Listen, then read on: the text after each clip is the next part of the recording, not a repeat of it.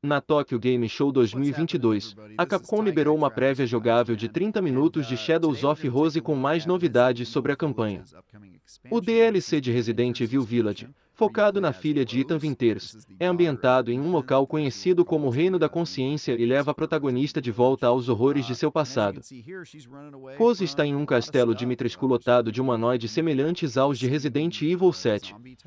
Durante a progressão, os inimigos tentarão roubar os poderes da personagem a partir de um abraço e buscarão enfraquecê-la contra um misterioso mofo roxo.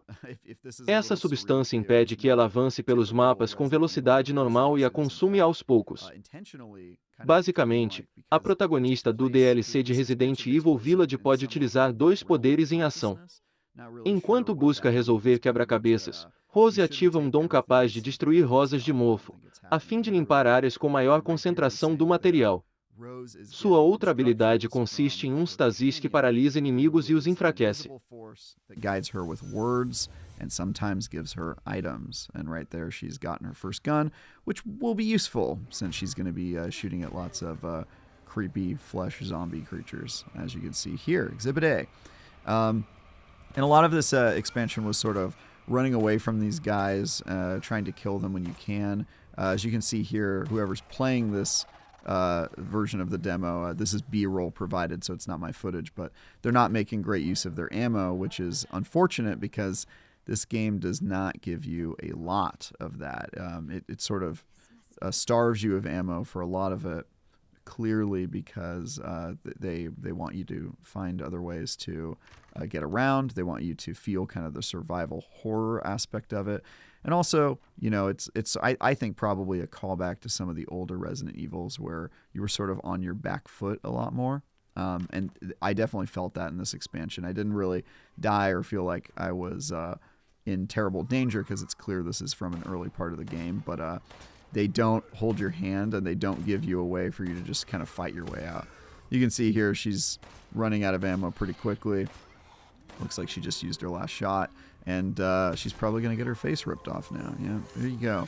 So, yeah, this is something that happens. Like I said, you shouldn't take everything that's happening here literally. But when you get attacked by zombies, you kind of get your soul ripped out or you get turned into mozzarella cheese. Not really clear what's going on, but it's pretty creepy stuff.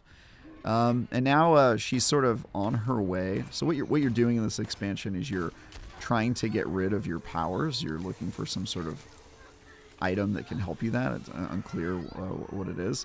And she's fighting her way through these hallways to gain abilities that can help her navigate the mansion. So you do get superpowers in this game, which is pretty interesting. And the first one helps you deal with these flowers that you see everywhere and the purple ooze that's kind of blocking your path and can kill you if you step in it. And so yeah, that's objective A, is to get rid of this stuff. And so she needs to get some powers. In the meantime, though, they do some interesting stuff. They make you solve puzzles to navigate the room without destroying the goo, which is kind of reminiscent of older Resident Evils where you're kind of solving puzzles throughout a mansion, which is a nice callback. You can see here she's going to use this ladder as a bridge. Good old ladders as bridge. Not anything I've had to do in real life, but in games it seems pretty often you have to use ladders as a bridge. And I think right here she just got her first ability, so we're going to get to see her use it in action to help clear out areas, which is nice. Yeah, so there where you see the goop attached to the flower, you can simply just point at it once you get your ability, and then it turns to ash. This, of course, gives you access to items. You can pick up items if they're inside it, which it looks like that was an empty vase, unfortunately. But a lot of times they have items in them. And you can also use them to do stuff like this. You know, you're in a room that you can't navigate. You can just destroy the flower, and the vine goes away, and all the goop goes away as well. Turns into ash, and makes the room a lot safer to walk around in. So this is interesting. You can see a creepy thing behind the window there. During this demo, I was chased around by a giant, presumably unkillable creature that there's no way you could have enough ammo to actually kill. They're not going to show it in this B-roll, and I'm not allowed to talk about the nature of it, but if you miss getting chased around by unkillable things like Resident Evil 2 or even parts of Resident Evil 8, now that I think about it, this game has that. So you can be happy fearing for your life in this game as well.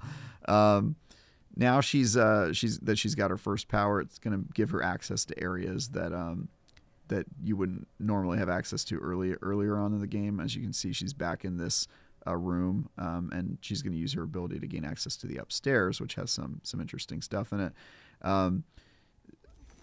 It's also, I should say that I didn't see any new areas during this demo. It was all the existing areas from Resident Evil 8, and they kind of just repurposed them and switched stuff up on you to kind of add this new expansion. I'm unclear if that's going to be the entire expansion, if it's going to be all kind of retreading other areas, but I don't really mind it too much. I mean, they definitely made good use of the space and kind of reused it, and it also was nice to kind of have an idea of where I should be going, knowing which doors led to which areas and that sort of thing. So didn't mind it, but yeah. Now she's got her second power, and so this is the second ability I unlocked near the end of the demo, where instead of wasting my ammo like this lady is, you were able to lock them in stasis like that.